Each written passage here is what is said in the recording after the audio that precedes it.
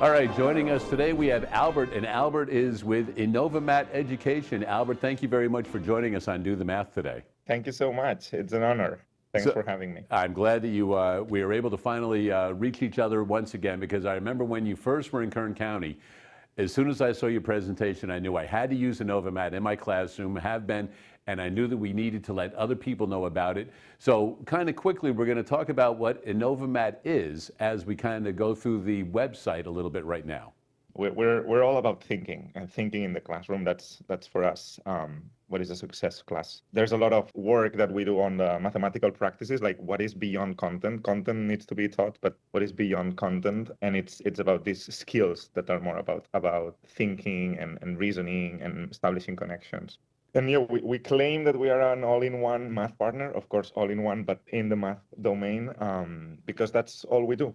And maybe later we can dive a little deeper into our approach, but we only do math, and that's our commitment and our focus. And we're 300 people in several countries only doing math and working with schools, partnering with schools and working on this journey together. So I like everything that Innovamat does, and I saw one of the parts in there was the family engagement, because you want the family to be working with the students as well, which I think is a big part of kids thinking about math, and also having the people in their family help them with it and see how they can grow at the same time as well.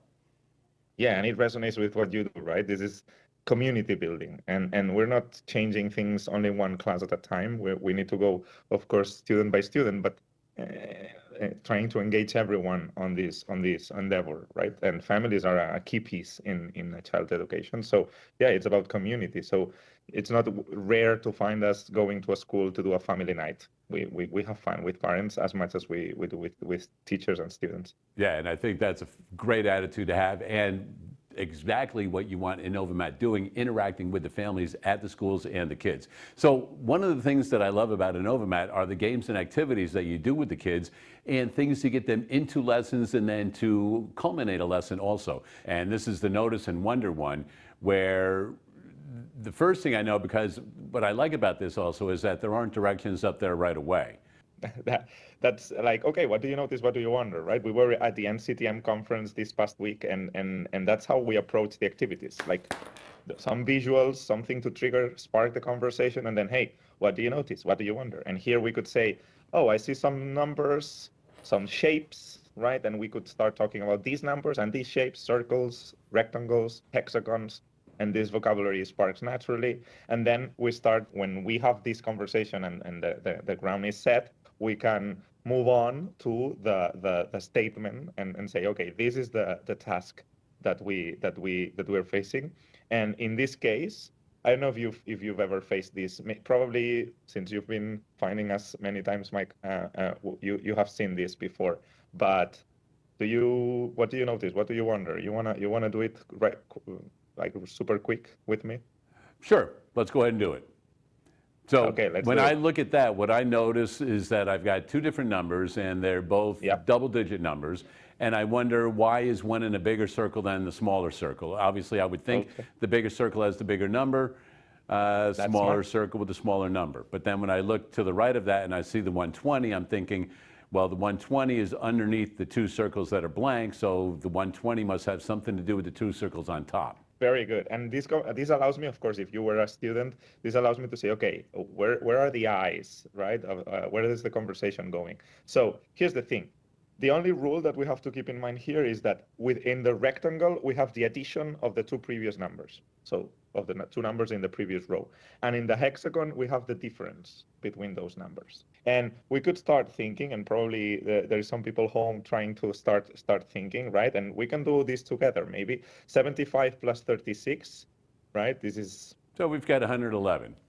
111, okay, we have 111 on the left, on the rectangle, and then the difference would be 39. And 39, and a conversation on how do you know and all this, and how did you solve it, and talk about strategies would be wonderful.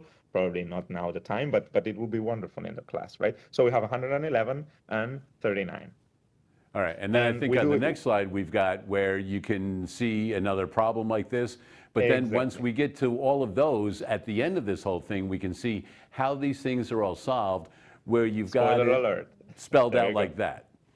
And Yeah, I think exactly. that's one of the beautiful parts about the Innovamat is that you go through all of these different things, and then you can see the culminating activity and how to solve it right then and there. And it was only a glimpse of activities along all the journey, right? This is not one day, one activity, right? We're seeing this activity, and this is about pattern seeking, right? So you have an excuse to do some operations, but then you're trying to seek patterns, you're trying to reason, you're trying to think. And when we design activities, when we try to create the instructional materials, we have that in mind all the time. Are we sparking thinking? Are we sparking reasoning? If yes, then we go. If no, we then try to redesign to do it better. Right, and I think that's another part that you guys have a lot of success with is the spiraling approach. And if you could briefly tell us a little bit about that also. Yeah, so the people is surprised the first time they see our core curriculum design because we don't follow units, right? And at the end of the day, every curriculum, every program, even the standards in any state in the US follow some sort of spiral. You do addition in first grade, but then you have standards about addition in second grade and in third grade again. So it's a spiral. It comes back, right? But traditional math does things in silos, right? And puts things in silos in general. Of course, there is many different approaches to math. But the most extended traditional one is units. So unit 1, addition, maybe subtraction. Unit 2, fractions. Unit 3, and then at the end, unit 12, unit 13, geometry, probability, which are typically the 2 units that teachers don't have time to do because summer arrives and we have to stop and then go to the next year and we start over. So instead of going full units, what we designed and what we follow is a spiral approach, which is not our invention. There is many people claiming that it's better to do a spiral approach.